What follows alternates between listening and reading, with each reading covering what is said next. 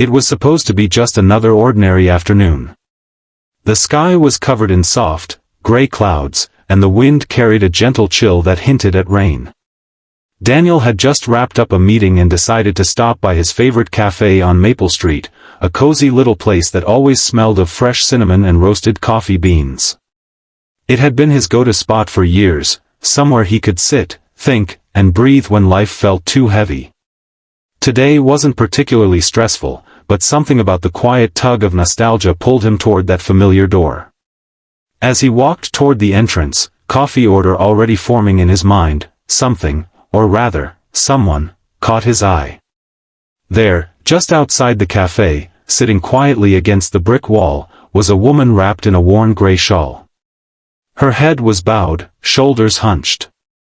In her hand, she held a paper cup, the kind used for change, now rattling lightly in the breeze with only a few coins inside. Daniel might have walked right past, like so many others did, if it weren't for the face. Even beneath the grime and exhaustion, he recognized her. Mia. His heart stumbled in his chest. For a moment it was as if the world blurred around him, everything fading except that one face he once knew so well. She looked thinner, her hair tangled and dull, her eyes tired, but it was her. The girl he had once loved with everything he had. The girl who vanished from his life 3 years ago without a word, leaving behind a trail of confusion, pain, and unanswered questions. Daniel just stood there, staring, unsure if he was dreaming. The last time he saw Mia, she had been wearing a red dress and laughing under the stars, her hand in his, whispering promises of forever. They had been planning their future, talking about moving to another city, finding work, building a life together. There had been no fights, no signs of doubt. And then one morning, she was gone. No call. No message. Her number disconnected. Her apartment empty. It had taken him years to stop trying to understand what happened. And now, here she was, outside a cafe, begging for coins. Daniel didn't know what to feel. Anger. Pity. Shock. A storm of emotions twisted inside him, but above all else, there was something deeper.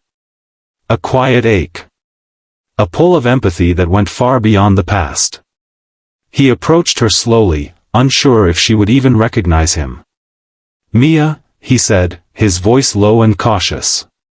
She looked up, and for a moment, her eyes locked with his. Confusion passed across her face, followed by disbelief. Then shame. Daniel, she whispered, almost inaudibly. He crouched down beside her. It's really you?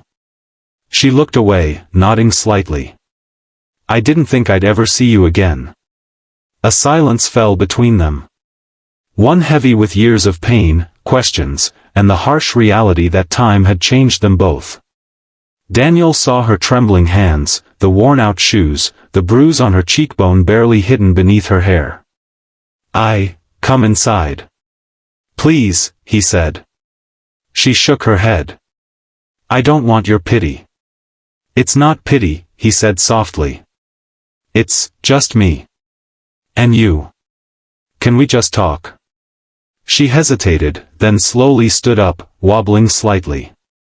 Daniel gently steadied her, and together they walked into the cafe. The warm scent of cinnamon filled the air as the door closed behind them. He led her to the booth in the back, their booth, once upon a time, and ordered tea for her, coffee for himself.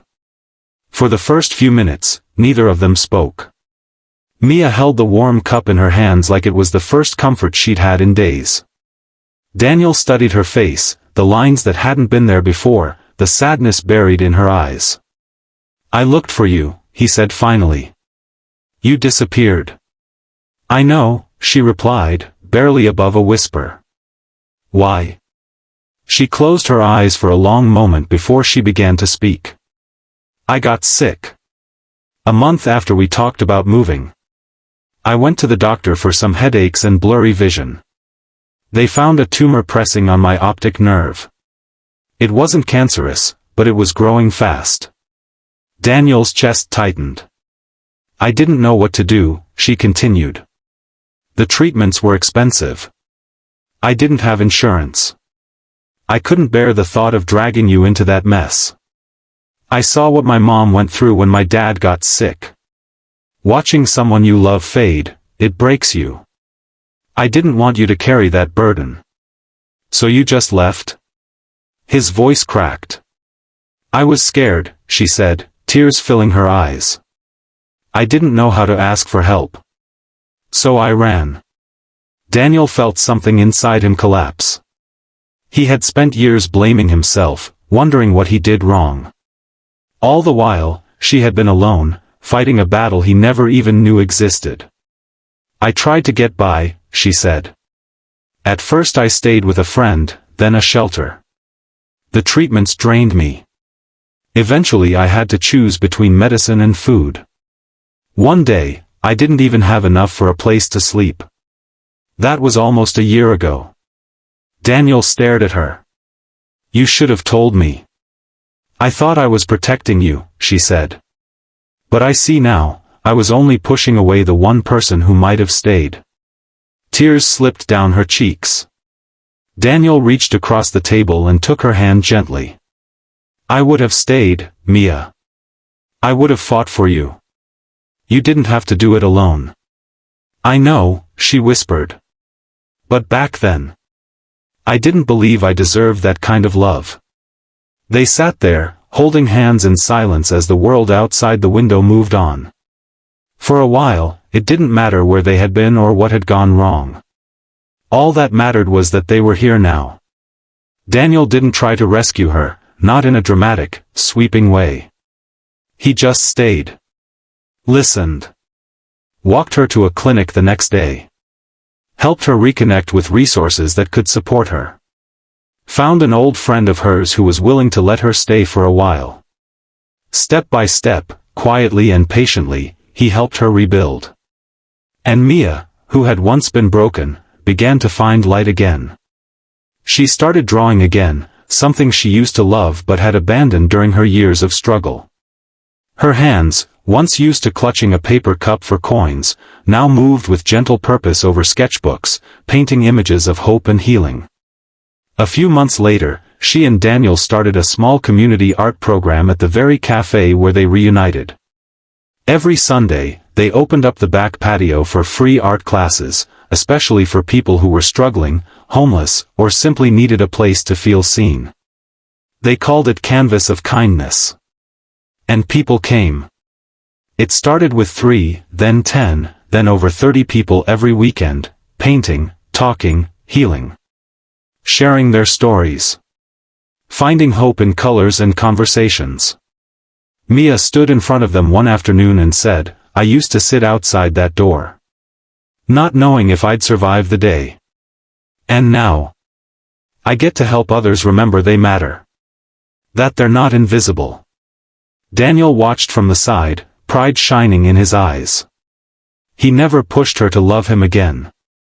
He simply walked beside her until she began to love herself again. And over time, love found its way back. Not the same kind as before, but deeper. Wiser. Rooted in pain, yes, but also in something unbreakable. One evening, as they locked up after another art class, Mia turned to Daniel. I still have bad days, she said. Days when I wonder if I'm worth all this. He took her hand. You don't have to be perfect to be worth loving, Mia. You just have to be here. She smiled. For the first time in years, it was real. Because sometimes, the people who vanish are not lost, they're just trying to survive in silence. And sometimes, fate brings them back not to reopen old wounds, but to remind us that healing is possible. That love, when paired with kindness, has the power to rewrite even the saddest endings. So if you ever see someone sitting quietly on the sidewalk, don't look away. They may be someone's past. They may be someone's future. They may even be your own second chance in disguise. And if this story touched your heart, please like this video and subscribe to Kindness Stories, because we believe that behind every face, there's a story that deserves to be told, and a heart waiting to be heard.